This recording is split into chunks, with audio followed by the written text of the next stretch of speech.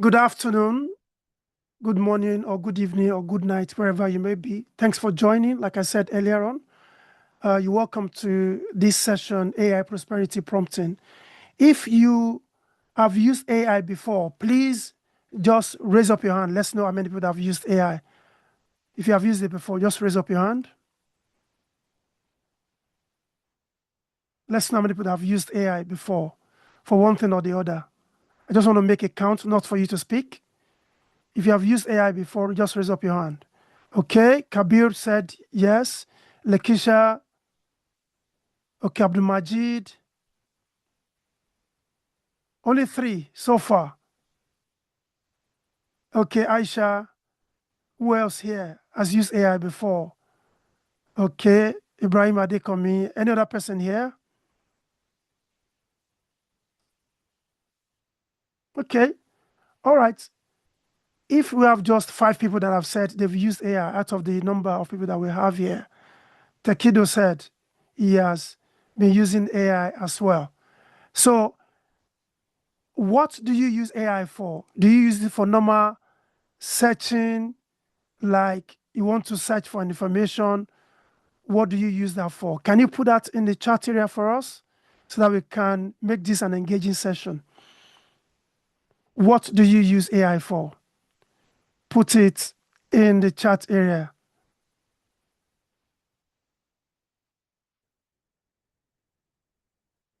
Put it in the search area.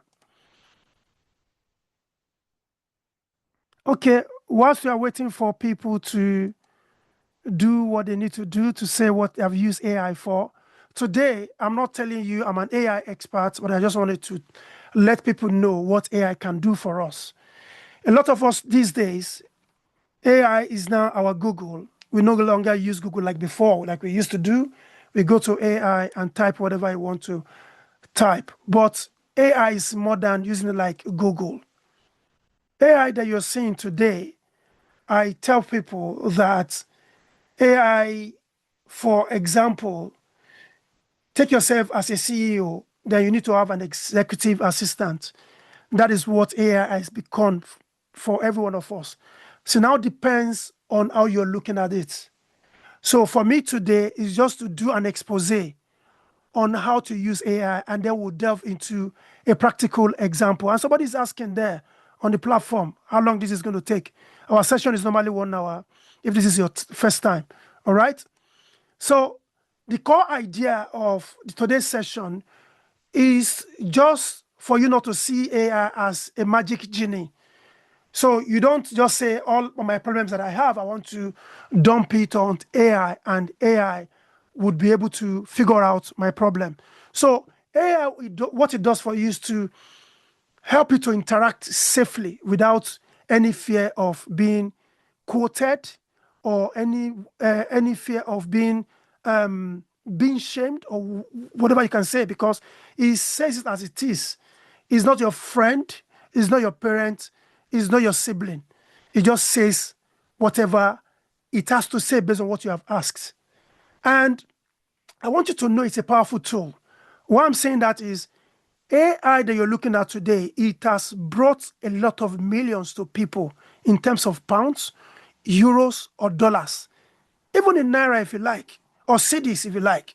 So it depends on what you're using it for. It's a powerful tool that needs direction. It's just like you want to travel from one point to another, and then you started navigating, and you're just using maybe the direction signs that you see on the way.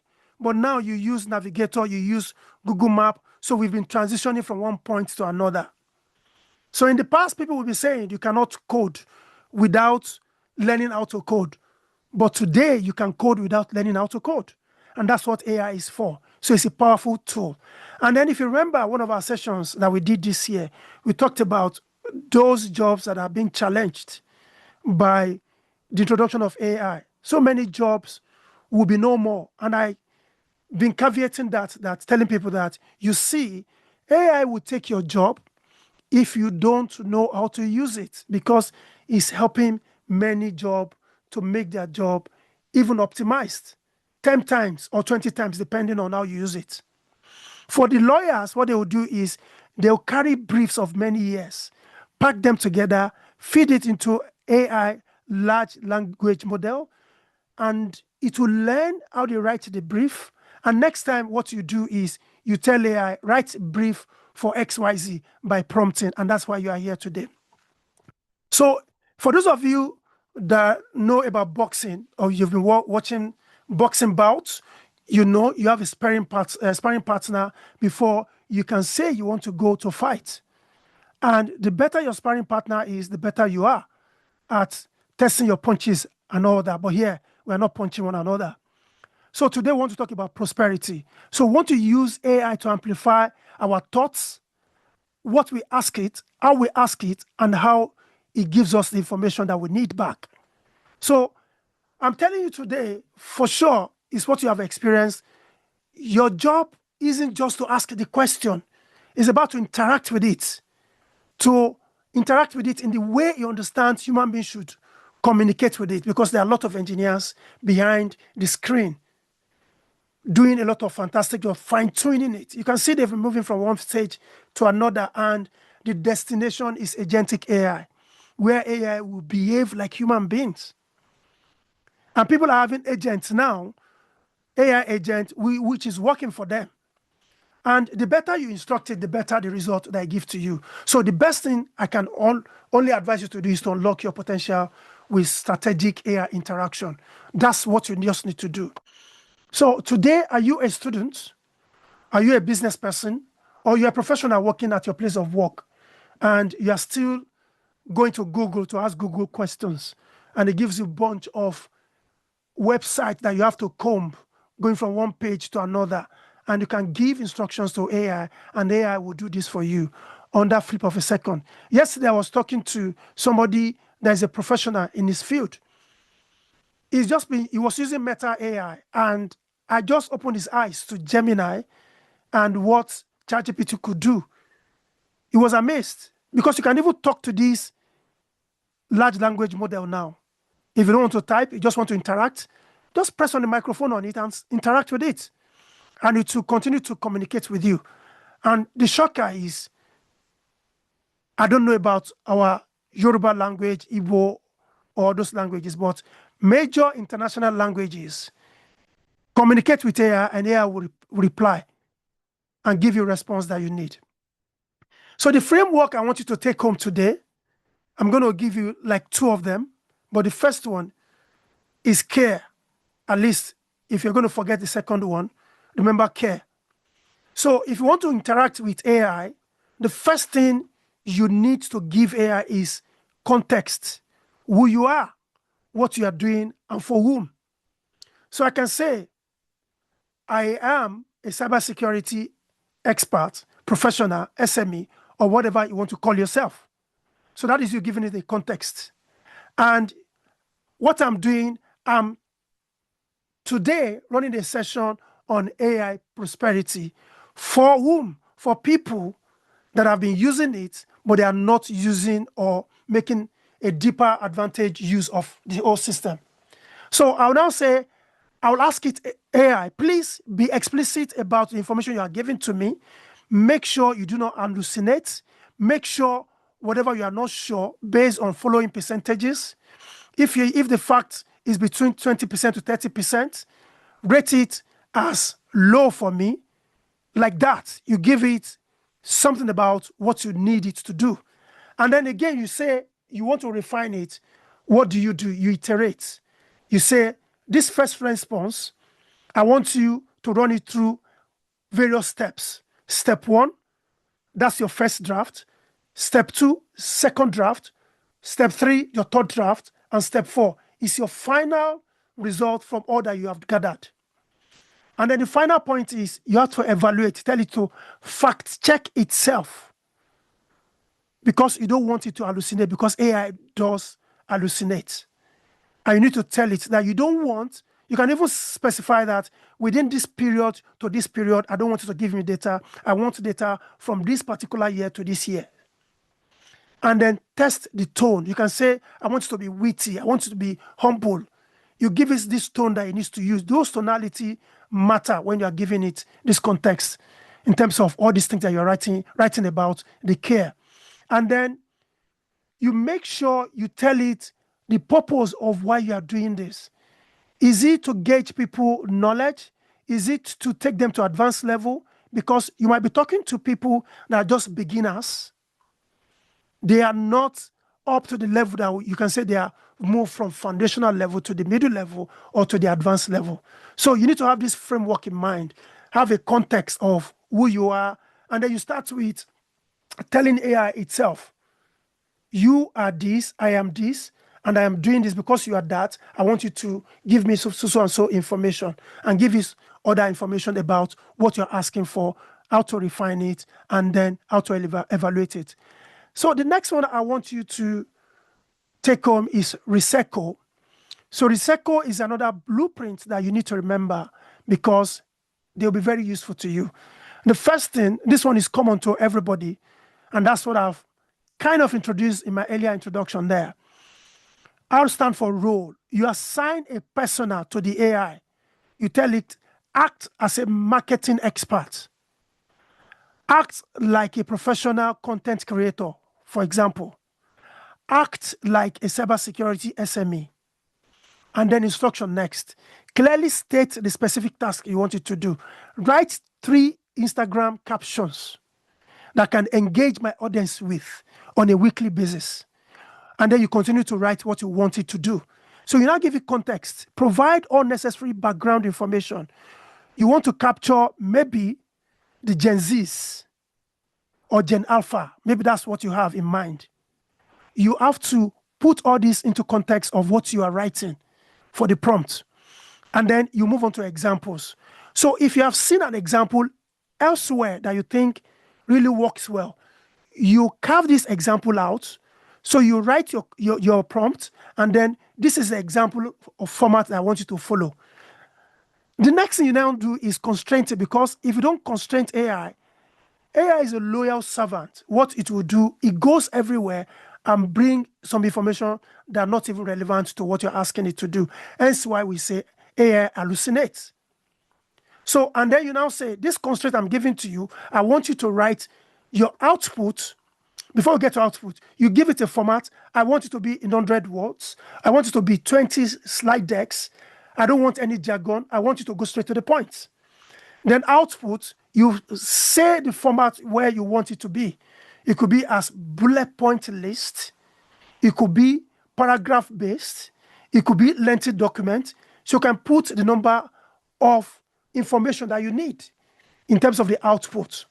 And then the next thing I want you to know is the first thing the AI gives to you is not the best that it can do. That is its initial attempt. It's just like when you cook food and then you are tasting it. It's just giving you a taste. Another thing I want us to remember is when you are talking about AI prompting, one thing that you have to remember all the time, the giggle that we know in the past, it still reigns supreme till date. Garbage in, garbage out. Whatever you give to AI, that's what AI will give back to you. So it's not as if AI cannot do better than what you are giving back to it. So let's see examples. For instance, you want to write your prompt, you forget to iterate or refine. You don't expect that perfection you are looking for. So the best thing you need to do is iterate, refine it. What do I mean refine? If it gives you the first one, you go back and say, the information you gave me, I want you to rewrite it. Or you can even challenge whatever you have written before as your prompt. So don't expect perfection in the first try. So continue to probe it until you get the best result. So that's why we say you need to have a follow-up prompt. You write your prompt and you tell AI, look at this prompt that I've written, examine it and give me the best way to rewrite it so that it can give me the best result. It will even refine it and tell you where to adjust. Number 2, you need to fact check everything. If it gives you a result, it dumps it at you, you don't believe it, hook, line, and sinker. One thing AI these days, what they are good at is you can go and check the sources they have given to you, because sometimes they may give you something similar, particularly some of us, we are very good at using acronyms, like AI stands for artificial intelligence. So many acronyms out there: CIA, confidentiality, integrity, and availability. So it's not Central Intelligence Agency. You just gave it CIA and you didn't tell it the context. So that's an example. So it will give you information that it feels is correct, but it's for you to do what? To make further fact checking and say, this is not what I asked you to do, and I want you to do it this way. So you have to be part of the loop as human being, because you're augmenting the work of the AI. What AI is doing for you is the heavy lifting. Before, what we need to do is to go to the library. And today, you see many people, some libraries are closing these days because people do not visit libraries to borrow books and all that. Everything is now electronic. So that is why human beings, what we need to do is to fact check whatever it gives to us, because AI hallucinates. So be the man in the loop as human being, so that you can introduce your critical thinking aspect into whatever that is doing and fact check whatever it has given to you. And then address bias. AI does not know you. It doesn't care about your emotion. So the output that it gives you, sometimes it might be neutral. It can be biased. So you need to give it the context. That's why we mentioned before. So those are the best practices. Before I forget, the last one is privacy. If you are giving information to AI, make sure you don't give it your personal information. Make it fictitious. Don't put your name in it. Is it that you want to review your CV? Cut out your experience out, anonymize it, and fact check that against the job you want to apply for, and see how you meet, and then adjust your CV before you can apply for job, for those of us looking for job. Or is it that you are submitting a bid? You can use AI to look at what the bid is asking for and what you have written in terms of your bid submittal. So that is what AI can do for us these days. So like I started, AI can do a lot of things depending on what you use it for. And AI is at the stage whereby if you're saying you don't want to use it for one reason or the other, I think before you know it, you become an ancestor that we'll be referring to in the archive. Say people can look at you. You belong to that age, because AI has moved very fast. You see people these days, people that we call Gen Alpha. Do you think Gen Alpha will be talking about Googling? When you talk about Googling to Gen Alpha, they'll be asking you, what is Googling? Because they are not used to Googling. What they know, what they were born into is about AI, asking AI to do this for them. And they do a lot of things with it very fast. And that is why you see them very smart. And if you want to work smartly, that's what you need to do these days. So the first thing I want you to do, remember, AI is helping you to do heavy lifting, like I mentioned before. So everything that it gives to you, do not believe it in the first instance. So let's look at case study 1. This is a student writing PhD. So the challenge is saying to AI is outsourcing thinking. What do you need to do? That thinking aspect of it is giving it, and weak originality is what the output will be. So the prompt path, what you need to do, you say, I'm writing a PhD proposal in economics, trade policy in Africa, for example, and ask it, help me outline research gaps with references. Refine, expand section 2 into 500 words. Academic tone. Evaluate, verify citations, add personal analysis.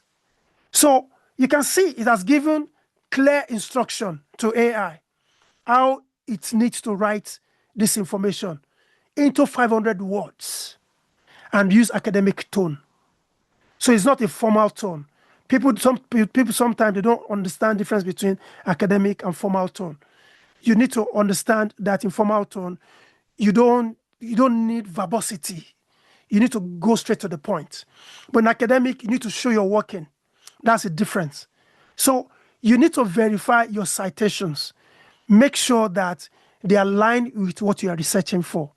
In this case, the person is writing a PhD proposal. in economics. We don't want it to write something else, maybe in pure science environment.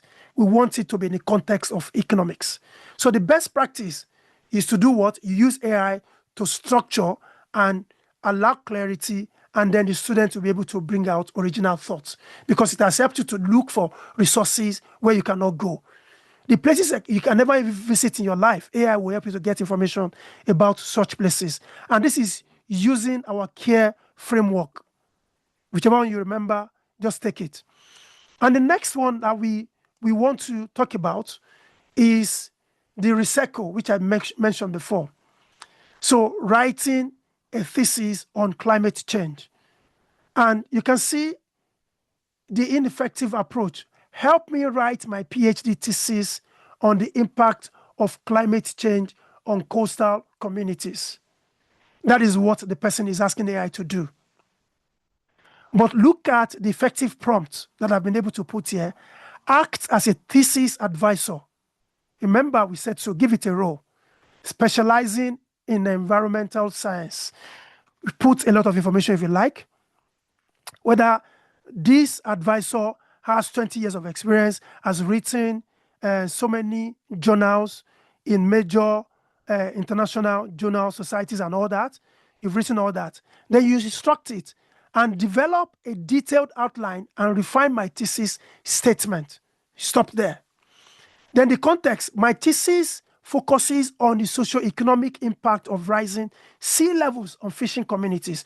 So because climate impacts are too numerous for you alone to say you want to do justice to that. So you have given it a context. This is what I want you to limit it to. And then the next one, you give it example because you have seen a very good job written somewhere. Provide subheadings for the literature review, methodology, and conclusion sections using these examples. Then the next thing, constrain it.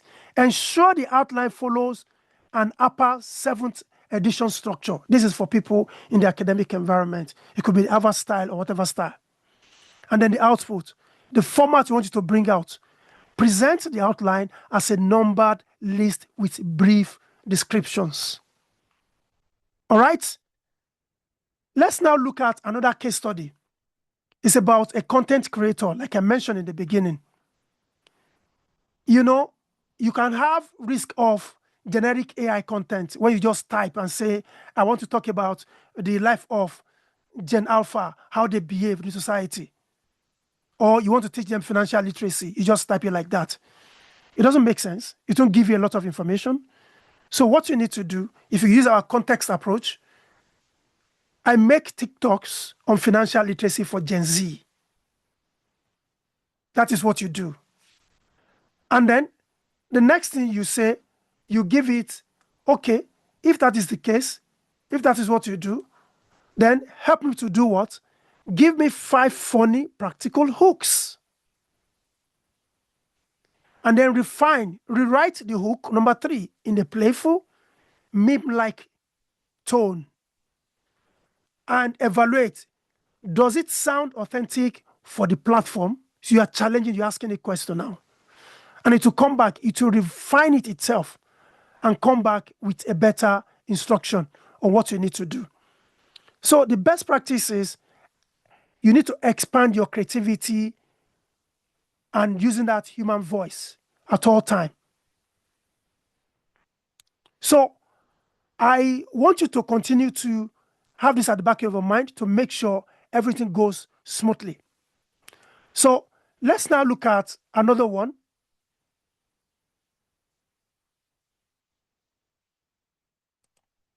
So the first thing is the content creator, which I look with the care. Now we want to look at recycle.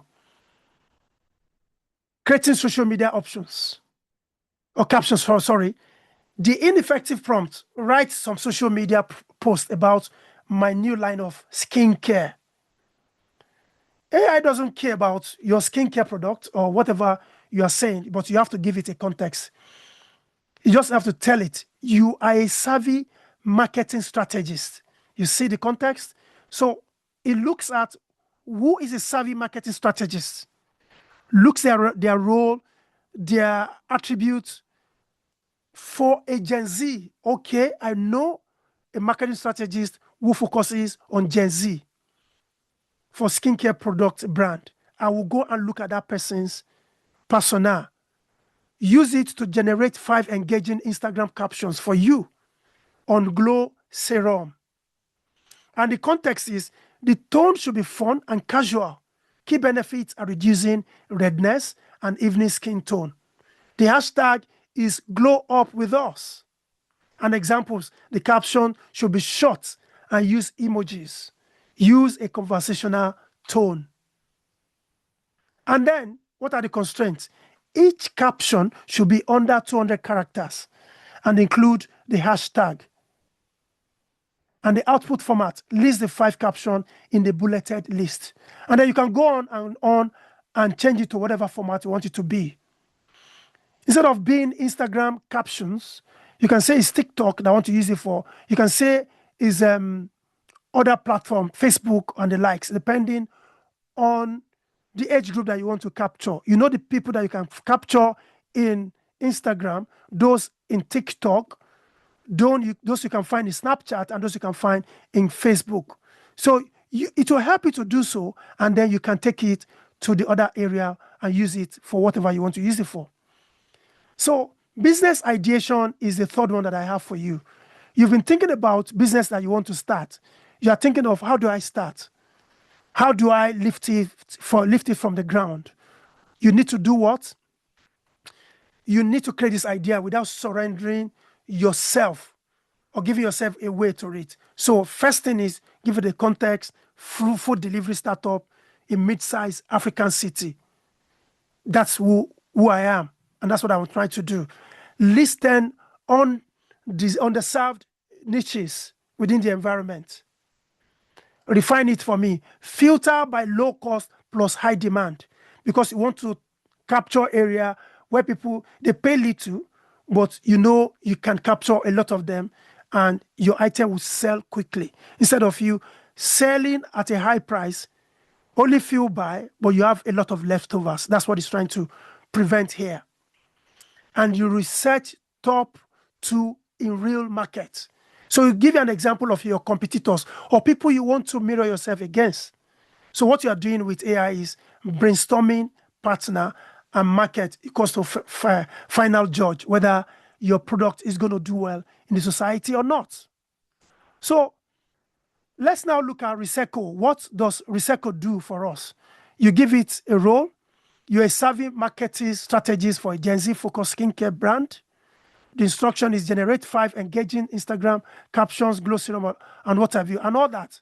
So what we need to now do for the area that I want us to look at is, what is the guideline for you to now prompt?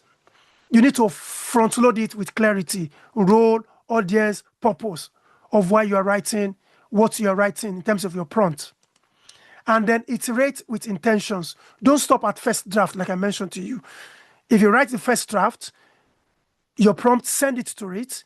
It comes back and tell it, how can I refine my prompt so that I can give better results?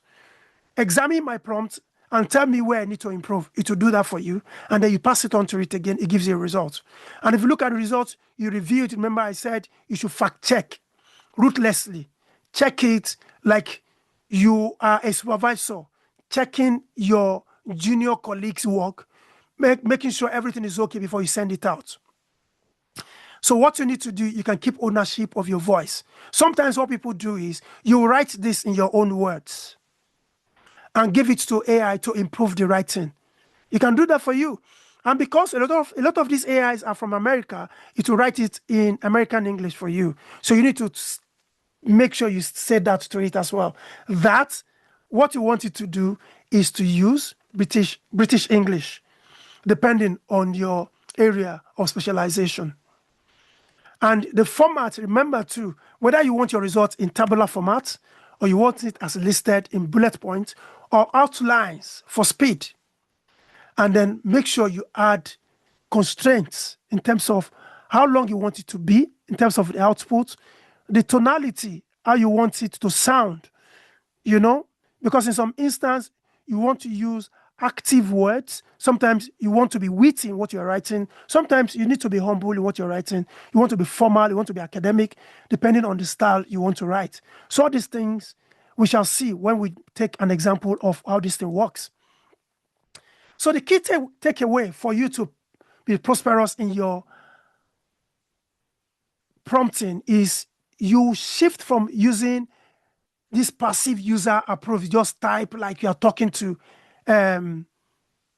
something you cannot do with Google, where to start with. You need to start with an active prompt, prompting it to get to work in the way you want it to do. And be intentional. Make sure you follow the framework. And I'll give you an example when we go into the practical example. Like this recycle care that I'm giving you here, they are not just a thought from my head, just like that. It's something I've been tested and we know is working. So these days, we have gone past the stage when somebody can say, I'm a doctor, I have PhD in this, I'm a professor, I'm in this, I'm in that. And the person will come and bamboozle you. As you are there, you can be fact-checking them if you can know how to use the prompt. And even correct some of their old ideas they've been carrying about. So these are the things that AI can do for us these days, that we just allow it to just sit in our mobile phone.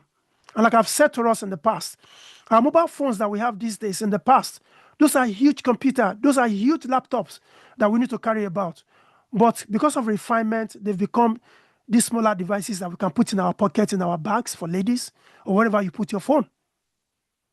So you need to be critical when you are communicating with AI. Review, refine, and make sure it meets your output. Because like I said, AI does hallucinate. And that's why you need to be very objective, very clear. Clarity is key in how you instruct it. So be ethical.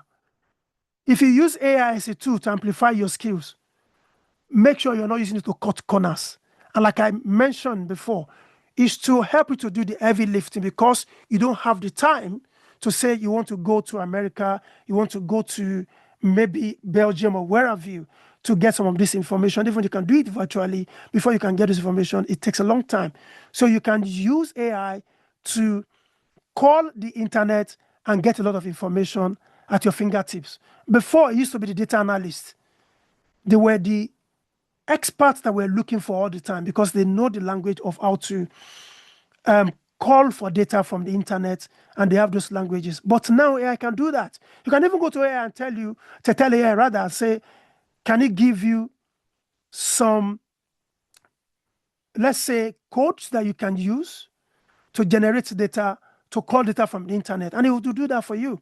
There are some AIs these days that can even help you to create e-commerce websites without you coding anything at all. Go and check Replete AI, what they can do. Today, if you give them an idea of what you want to create, they'll create it for you. And then your website will be ready. And you can start your business. That is what we have at our fingertips. Any idea that you think is lying fallow on your mind, this is time you can bring it forth. You don't need to pay any business analyst money to start what you want to do. You can start this as a first attempt, do that, and give it to somebody to even review afterwards. It's just a review you want to do. You're not asking them to create a material from you from the beginning. So these are the thoughts that I want us to have in our mind. You have AI on your mobile phone. You're just looking at it. I'm not talking about Meta AI. I'm not deselling them. I'm just saying, this time I'm recommending ChatGPT and Gemini or Cloud AI. These are the ones I use, even Copilot. They are even doing better these days, doing wonderful in terms of content that you can see that they can generate for you. So in closing, AI amplifies your efforts, so it doesn't replace it. So prompt with context, refine with care, and always evaluate before acting. That is what I want to recommend. So I don't know if there's any question before we take it to, as an example, that I want to show us on one of the AIs that we have today to see an example of how you can use it. Any question from anyone? Just use the hand raise button. I will see it and I'll call you. Any question? right? No question. It seems to be a quiet session today. Or if you know there's any idea that you have that I've not mentioned that you want to share with the wider audience, you are free to share. We're here to learn. I have some. Who is that, please? This is Dave. Okay, hi, Dave. Hi, Dave. Yeah. First of all, I'd like to thank you because what you are just doing now is not just ordinary job, and some people have to pay a lot of money to get this information. Although you summarize the whole thing for us to understand, I know organizations that pay roughly a month or 2 or 4 weeks for their team to get it done. However, this is what I just want to add to what you've said. And I was surprised you are even going toward the security of AI, which a lot of people doesn't know. But this is just what I want to add to it. You need to be careful, especially when you begin to use AI. You know, most of the one you pay for, you use your credit card, you use your name. Even though Mr. Said told us to make sure we don't put our data or information out. But my advice is this: have this in your mind. If you bought it or use your credit card to have access to it, whatever you are asking AI, it will use that to know who you are and also to modify your questions. And as well for a government AI, like what Mr. Saeed said, if I want to know how many professors among us here are lying, I can get the information. Because if you register with AI, you're using AI, and you put the CV of a medical doctor, then your question is always on medical line, and then your advice is always on medical line, then all of a sudden, you're telling me something about cybersecurity or engineer. AI records all what you have. So be careful, even though you try to remove some of your sensitive data. Be conscious of this, that whatever you are using AI for is building it to know who you are. And that's why some people that communicate with AI, they find, oh, it's my partner, is everything now. He knows who you are by the more you relate with him. So be sensitive, be careful, sorry, of what you are putting him or asking him. So you need to fine tune or reframe some of your questions so that you would have in your mind that you are dealing with a foreigner or enemy that you don't want them to know who you are. And I'm going to say something that I don't know, I didn't supposed to say this. For example, what we do today, a lot of our name, we are still making one big mistake. Putting your data on internet is dangerous. I won't say more than that, but later we talk more if we when we go further. But that's what I just want to add to it. Thank you. Okay. Thanks a lot for that contribution. And I hope that makes sense to everybody here, what Dave has just mentioned to